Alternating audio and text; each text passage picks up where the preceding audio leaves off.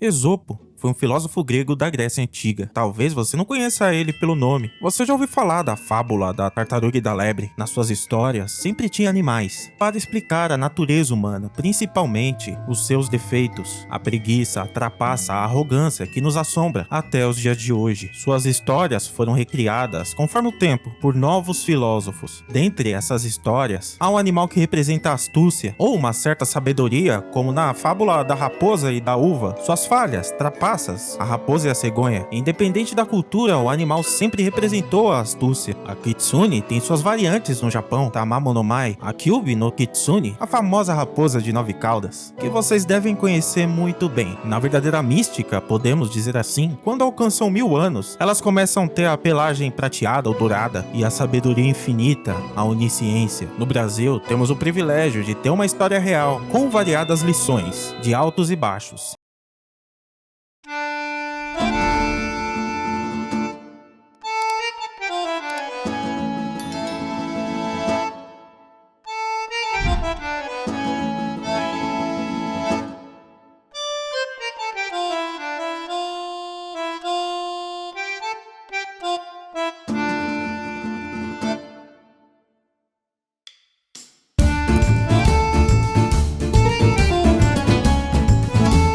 E essa história começa na cidade de Belo Horizonte, no estado de Minas Gerais. Imigrantes italianos viviam por lá. Estavam em muitas profissões, operários, pedreiros, policiais, estavam espalhados pelo povo, comerciantes também, onde todos eles queriam praticar o futebol. O sonho ítalo-brasileiro teve 2 tentativas falhas, até que em 1920, a visita do cônsul italiano na capital mineira motivou os colonos a ter forças para convencê-lo do clube, uma fundação nos mesmos moldes do Palestra Itália de São Paulo, e foi no dia 2 de janeiro de 1921, a fundação da Società Sportiva Palestra Itália. Aurélio Notti, um comerciante bem-humorado, dono de um bazar, filho de imigrantes vindo da Calábria, recebeu a missão de ser o primeiro presidente e, com seu dom carismático, promover o novo clube da capital mineira, que tinha um escudo com as cores da Itália. Seu uniforme, com um verde predominante, calção branco, que foram as vestimentas para o seu primeiro jogo, um combinado do Vila Nova e do Palmeiras, não esse aí, era um lá de perto, enquanto o Palestra Itália vinha com Nulo, Polenta,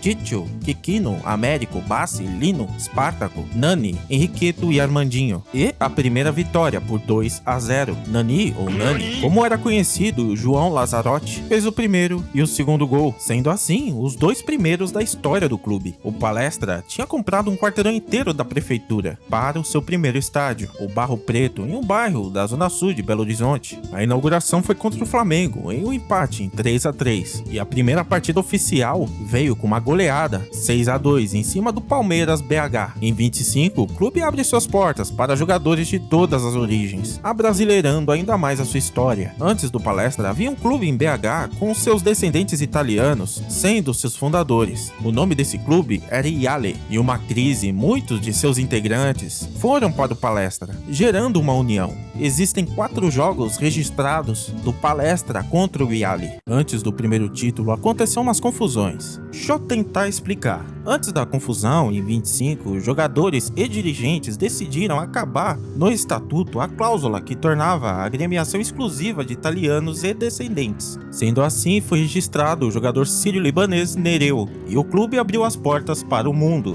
Bom, a confusão aconteceu quando o Cruzeiro faltou ao jogo em Minas Gerais, valendo o Campeonato Mineiro, ou seja, jogo da Liga Mineira, ou seja, o oficial. O que eu pesquisei é que o Palestra havia marcado alguns amistosos no estado de São Paulo. Eu sei que na época alguns clubes faziam pagamentos para combinar jogos, uma prática que não era muito aceita na era do amadorismo, mas era o jeito deles sobreviverem, manterem suas estruturas. Eu não sei se o Palestra chegou a fazer isso, mas tinha práticas assim na época. Faltou e, como consequência, tomou 6 meses de gancho. O Palestra, tiririca da vida, criou outra liga. Organizou um próprio campeonato. No final do ano, o estadual teve 2 vencedores, o Atlético Mineiro e o Palestra, em diferentes ligas. Olha, pra mim é campeão.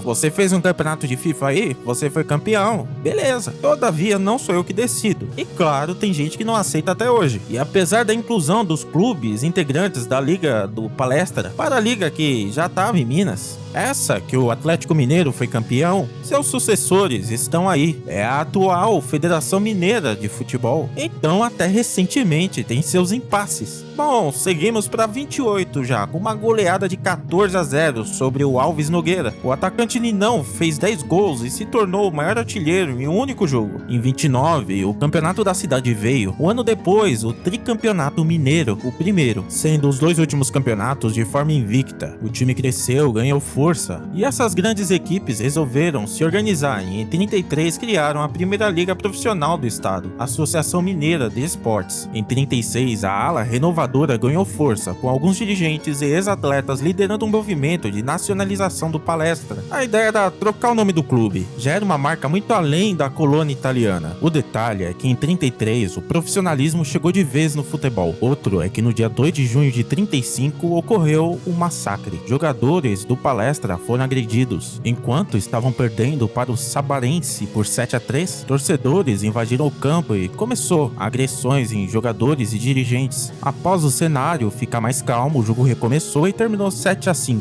De qualquer forma, foi uma década muito chata, pois o Palestra ficou de 1930 até 1940 sem conquistar um título mineiro, vencendo o Atlético Mineiro, ganhando a primeira partida por 3-1, perdeu a segunda por 2-1 e, como vencedor, era declarado não pela quantidade de gols na final, mas pelo número de vitórias. Na final tiveram que fazer mais um jogo, o famoso jogo de desempate, terminando 2-0 para o Palestra, campeão de 40. Enes Siruponi tornou-se presidente do Palestra e ele era integrante da ala renovadora. O governo se uniu aos aliados, declarando guerra para a Alemanha, Japão e Itália. Seu estádio quase foi incendiado, pois ainda tinha sua identidade italiana. O Palestra Itália, em janeiro de 42, passou a se chamar Palestra Mineiro. Ficou estranho. Outro problema é a palavra palestra, que ainda estava ali, e que nem é uma palavra de origem italiana, mas o governo federal entendia que era. Setembro do mesmo ano, uma assembleia foi convocada e 3 nomes surgiram de lá. Iale, devido àquele clube que faliu e era de origens italianas, Ipiranga, que foi a escolha do presidente Siruponi, e Cruzeiro, em homenagem a um símbolo maior da nossa pátria, uma consagração e uma constelação, a do Cruzeiro do Sul. E foi esse, perfeito, com o azul sendo adotado, continuou tendo referências italianas. Olha a Azzurri, por exemplo, ambos os uniformes representam a cor da realeza italiana da Casa de Savoia. Beleza, ficou bonito. E o primeiro jogo com esse nome foi no final do ano, 1-0 pro Cruzeiro, gol de Ismael. Em 45, Fernando Pieruccetti, do jornal Folha de Minas, criou mascotes dos clubes mineiros. Ele observou muito bem a astúcia do clube em encontrar jovens talentos, por exemplo, o zagueiro Duque e Alvinho, que era um jovem atacante, campeões em 43 pela categoria de base, descobertos por um clube com a astúcia de uma raposa. Tá aí, um belo mascote, um belo clube. Durante um tempo, a Raposa ficou sem utilizar o seu estádio até 1º de julho de 45, com um novo nome, Estádio Juscelino Kubitschek, até aquele momento prefeito de Belo Horizonte. E no mesmo ano, em 45, o Cruzeiro conquistou seu segundo tricampeonato, o primeiro como Cruzeiro. Em 46, empatou com o Libertad do Paraguai, o primeiro jogo contra um time do exterior. O diretor José Fialho Pacheco alugou um trem para os torcedores acompanharem os jogos pelo interior de Minas. Conhecido como Trem da Vitória, iniciou em março de 46 e foi até o início dos anos 60. Ali nos meados dos anos 40, uma crise financeira assombrou a Raposa. Mais um jejum de títulos e sem muitos destaques em campo, a não ser o goleiro Geraldo. A coisa não estava legal e nos anos 50 chegou a hipótese do departamento de futebol ficar extinto. Isso porque o Cruzeiro tinha outros esportes por lá, tanto que uma parte dos líderes do clube eram a favor dos outros esportes, enquanto uma outra parte era a favor do futebol. Nesse caso, o futebol prevaleceu e os títulos vieram, com jovens jogadores e outros vindos da várzea. Em 59 e 60 veio o bicampeonato e o início da era Felício Brandi no ano seguinte, em uma década importantíssima para o clube. O terceiro tricampeonato de sua história veio em 61. Em 64, a ambição de tornar o clube celeste tão forte quanto o Santos de Pelé, as chegadas do zagueiro William e o meia Hilton Chaves, pertencentes ao América, e um tal de Wilson Piazza do Renascença, o capitão de uma sequência vitoriosa, junto deles, através da rádio em confidência, sob a autoria do maestro Jadir Ambrósio, o reforço do hino ao campeão Cruzeiro Esporte Clube, além do Mineirão, sendo assim a fórmula do sucesso. O estádio serviu de uma inspiração até para a diretoria. Um jovem goleiro estava encostado ali no São Paulo, era reserva, com o nome de Raul Plasman. Já tinha vindo do América Mineiro um tal de Eduardo Gonçalves de Andrade, mais conhecido como Tostão, além de um jovem da base, ambidestro, que estava no clube desde 63 também, chamado Dirceu Lopes, além do Natal de Carvalho Boroni, ou Natal. Olha o nível dos caras. Não dá, pra você ter ideia, fizeram 6-2 no Santos do Pelé, em pleno Mineirão, valendo a Taça Brasil.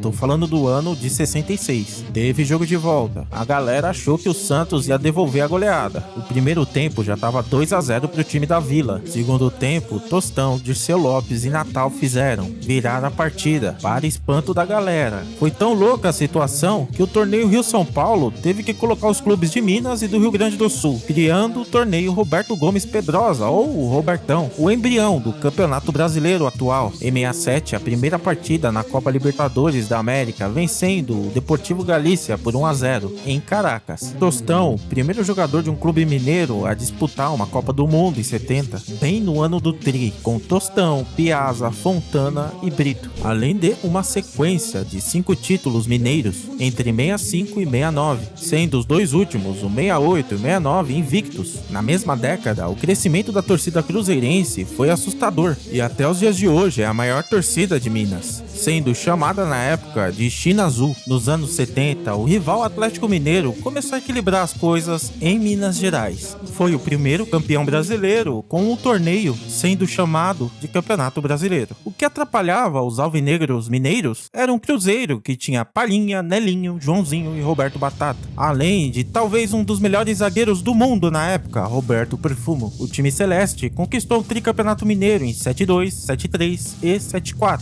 Mais um, né? Sem esquecer 7-5, ou seja, um tetracampeonato com um expressinho, um time misto. No mesmo ano, foi vice-campeão brasileiro, conquistando o acesso para a Libertadores da América do ano de 76. Na competição, um grupo chato. Na estreia contra um rival gaúcho, o Internacional, de Manga, Cláudio Duarte, Figueroa e Falcão, do técnico Rubens Minelli, foi um jogão 5-4 para o Cruzeiro. Vinha coisa boa aí. Primeira fase, 5 vitórias e um empate. Somente o primeiro colocado de cada grupo passava para a segunda fase, onde já se encontrava o campeão da última edição da época, de 75, o Independiente. Nessa mesma fase eram 2 grupos, cada grupo com o seu sistema triangular. O Cruzeiro sai invicto nessa fase. No outro grupo, o River Plate, com 2 vitórias, um empate e uma derrota. Somente 2 times passavam para a próxima fase, ou seja, a final da competição. Mas antes, faltando 2 jogos para acabar a segunda fase da Libertadores, um acidente automobilístico na rodovia Fernão Dias tirou a vida do atacante Roberto Batata,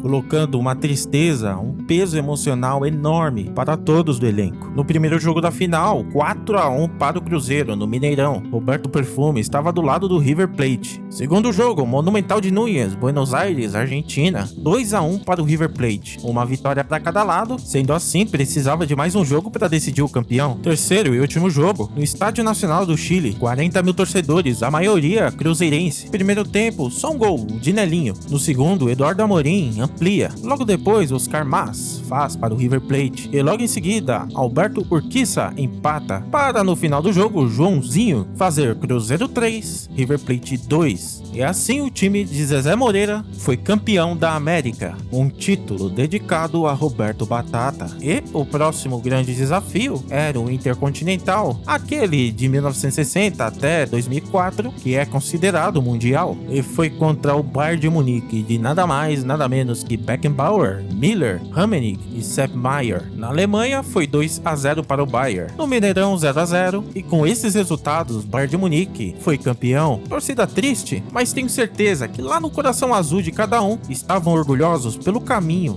glorificado. No ano seguinte, a conquista do título mineiro. Raul Plasman foi para o Flamengo. No início dos anos 80, só restaram Joãozinho e Palhinha. Títulos, os únicos, foram os mineiros em 84 e 87. seguinte foi um período de mudanças na gestão do clube. A situação voltaria a ficar deliciosamente recheada nos anos 90. Em 88, a Confederação Sul-Americana havia criado um torneio que entraria para a história celeste, a Supercopa Libertadores. Em 91, o Cruzeiro passou do Colo-Colo, Nacional do Uruguai, Olímpia do Paraguai para chegar no River Plate na final e ser campeão. O River Plate é um freguês de final, hein? O primeiro jogo foi 2-0 pro River no Monumental e o segundo no Mineirão foi 3-0 para o Cruzeiro, gol de Ademir e 2 de Mário Tilico. Foi nessa competição que a imprensa paraguaia chamou a equipe cruzeirense de La Bestia Negra. O sucesso do Cruzeiro foi tanto nesse torneio que o atacante Charles brilhou os olhos de Maradona, que pagou 1,2 milhões de dólares do próprio bolso para ele jogar no Boca Juniors e disse: "Se não posso jogar no Boca, que joga este fenômeno." Segundo alguns, essa final da Argentina é tratada como La Pesadilla del Mineirão ou o Pesadelo do Mineirão. No ano seguinte, teve a presença de Renato Portaluppi para ajudar nos gols. Deu muito certo. Para começar, na primeira fase, no jogo de volta, um 8-0 para o Cruzeiro no Mineirão com 5 gols do Renato. Nas quartas, um velho conhecido River Plate, mais uma vez eliminado pela Raposa. Na semi, passou do Olímpia, que tinha eliminado o São Paulo. A final foi contra o Racing, vencendo o primeiro jogo por 4-0, perdendo o segundo por 1-0, fez mais gols no agregado, sendo assim bicampeão. Em 93 veio a primeira Copa do Brasil em cima do Grêmio, empate no Olímpico e vitória em Belo Horizonte. Além disso, o impacto no futebol mundial estava começando aos 16 anos. O fenômeno Ronaldo Nazário, que já tinha várias propostas para ele lá na Europa, já estava jogando muita bola. E o PSV foi o escolhido e por 6 milhões de dólares levou o fenômeno, que ainda não era o fenômeno. Zezé Perrella assume em 95 a presidência. O título mineiro veio em 96 e mais uma Copa do Brasil, com as finais ida e volta sendo contra o Palmeiras. Cruzeiro bicampeão da Copa do Brasil em pleno Parque Antártica. Em 97, a glória eterna veio mais uma vez, em um grupo com o Grêmio, Sporting Cristal e Alianza Lima, passando em segundo. Nas oitavas, o El Nacional do Equador. Nas quartas, o Grêmio novamente. Na semi, um Colo-Colo bem difícil. Na final, um surpreendente Sporting Cristal. Jogo de ida 0-0, jogo de volta no Mineirão 1-0, gol de Elivelton. E o time de Paulo Tuori tornou o Cruzeiro bicampeão da Libertadores. Nesse torneio vemos uma muralha, Dida, outros aí conhecidos como Donato, Palhinha, Marcelo Ramos. Wilson Gotardo é um outro Palhinha, tá? Não é aquele de anos anteriores. Esse foi um dos heróis do São Paulo de 93 contra o Milan no Mundial, torneio que mais uma vez escapou no lado da Raposa. Pegou o vencedor da Champions, Borussia Dortmund, mesmo com contratações tipo Bebeto, só para esse jogo. Nesse mesmo ano, conquistou o Campeonato Mineiro, para 98 conquistar mais uma vez, chegando a mais um tricampeonato. Em 99, um vice-campeonato brasileiro, porém assinou um baita contrato na época com um patrocinador, injetando 40 milhões de reais, para em 2000 conquistar uma final traumática para nós aqui de São Paulo, São Paulinos, e um tricampeonato para o Cruzeiro. Chorei, viu? Chorei. Não demorou muito para o treinador campeão da Copa do Brasil, Marcos Aurélio, sair do Cruzeiro e entrar Luiz Felipe Scolari, que durou pouco também, pois ele foi para a seleção brasileira nos ajudar a trazer o Penta. Em 2003, o Cruzeiro tinha no comando técnico Vanderlei Luxemburgo e um baita time comandado pelo craque Alex. Esse foi um dos últimos times que jogou o legítimo futebol brasileiro. Hoje em dia parece um crime você usar de recurso, por exemplo, algum drible ou alguma bola longa. Tem que ser toquinho curto, que é mais seguro. No futebol brasileiro não importava qual era o tipo de recurso, os fundamentos eram feitos com muita precisão, digo nos grandes times. E o Cruzeiro fazia isso com maestria, o que lhe rendeu nesse ano a tríplice coroa, o Campeonato Mineiro, a Copa do Brasil e o Campeonato Brasileiro, com recorde de pontos e gol para caramba. Nessa década, algumas coisas interessantes. Conseguiu um feito inédito ao ganhar pelo menos um título por temporada durante 15 anos. Naquele momento era um feito que só tinha o Real Madrid e o Manchester United nessa lista aí. Os campeonatos mineiros de 2008 e 2009, batendo o Atlético Mineiro nas finais por 5-0. Em 14 de julho de 2008 foi sancionada a lei que instituiu o Dia do Cruzeiro e o Dia do Cruzeirense, comemorado anualmente o Dia Internacional no dia 2 de janeiro. 2009, decepção na final da Libertadores. Após uma ótima campanha, tropeçou para o Estudiantes. Alguma coisa veio só em 2011 2011 pelo Campeonato Mineiro e quase que cai no Campeonato Brasileiro daquela época, mas quase. Perrela sai e 2012 começa com aquele clima de reestruturação. Conseguiu ficar na 9ª posição do Campeonato Brasileiro. 2013 vem, Marcelo Oliveira chega com algumas suspeitas por ser ex-jogador do Atlético Mineiro. Ricardo Goulart e Everton Ribeiro juntos com o Mineirão reformado. O Campeonato Mineiro não veio. A Copa do Brasil também não, caiu nas quartas. Entretanto, o Campeonato Brasileiro foi conquistado com 4 rodadas de antecedência. No ano seguinte, a conquista do Campeonato Mineiro e mais um Campeonato Brasileiro. Um bitetra delicioso. Próxima temporada, Marcelo Oliveira cai após a campanha na Libertadores da América. Luxemburgo é contratado e não foi bem. Saiu para a entrada do Mano Menezes. Mano ficou até os chineses contratarem com uma proposta milionária. O ano de 2016 começou com seu auxiliar David. Começou com as 7 vitórias consecutivas, só que não conquistou o Campeonato Mineiro, eliminado pelo América Mineiro na semifinal. A diretoria tentou com o português Paulo Bento, sem sucesso. Volta Mano Menezes em um Cruzeiro na zona do rebaixamento. Ele ajustou o time, conseguiu tirar a Raposa, terminou na 12ª posição. No ano de 2017, aquela incerteza, vice-campeão no Mineiro, conseguiu terminar no meio da tabela no Campeonato Brasileiro. É que alguma coisa acontece entre a Raposa e a Copa do Brasil. O Penta chegou em cima do Flamengo. 2018, a conquista do Campeonato Estadual, que não havia sido conquistado desde 2014. O Hexa chegou em cima do Corinthians, com uma excelente atuação do goleiro Fábio naquela Copa. Pode-se dizer que o Cruzeiro é o rei de Copas. No início de 2019, o bi do Campeonato Mineiro, uma sequência de derrotas, resultados ruins, decretou a queda do Mano Menezes e a contratação de Rogério Ceni em uma era nebulosa na gestão do clube. E graças a uma suposta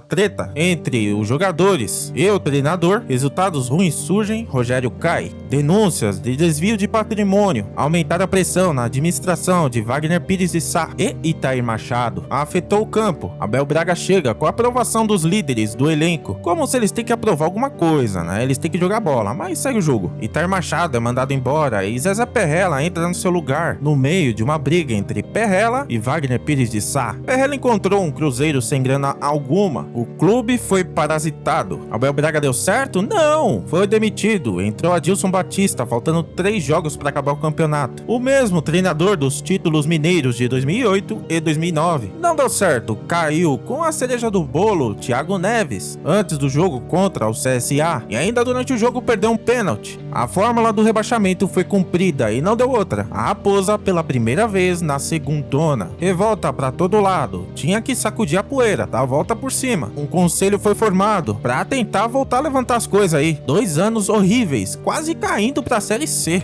Algo radical tinha que ser feito e em 2021 a compra de SAF foi feita. Ronaldo Nazário, ex-jogador da Raposa. Isso bem no final do ano, fez com que a organização de 2022 fosse diferente e foi excelente. A Raposa terminou em primeiro lugar na Série B de 2022 e subiu. Ronaldo mudou todo o Cruzeiro, fez uma mudança drástica no planejamento do elenco, revitalizou todas as funções para a temporada de 2022. O homem iniciou a volta da Raposa com rodadas de antecedência. 2023 foi preocupante, se manteve na Série A. E dia 29 de abril de 2024 foi anunciada a aquisição de 90% da SAF para Pedro Lourenço, proprietário dos supermercados BH. Tem o coração azul. E agora uma missão: resgatar o prestígio do time azul de Minas. Independente da contagem histórica contra o rival Atlético Mineiro, tem que melhorar isso aí. Tá indo bem contra o América. Todavia, em questão de títulos, o Cruzeiro detona esses dois aí. Até hoje, ninguém passou Tostão, Dirceu Lopes, Nijinho, Bengala e Ninão na artilharia do clube. Vai ser difícil superar Fábio em questão de mais jogos com a camisa celeste. Olha, sendo salário motivo ou qualquer outra coisa, que saída mais frustrante, cara. A Toca da Raposa 1 é um antigo centro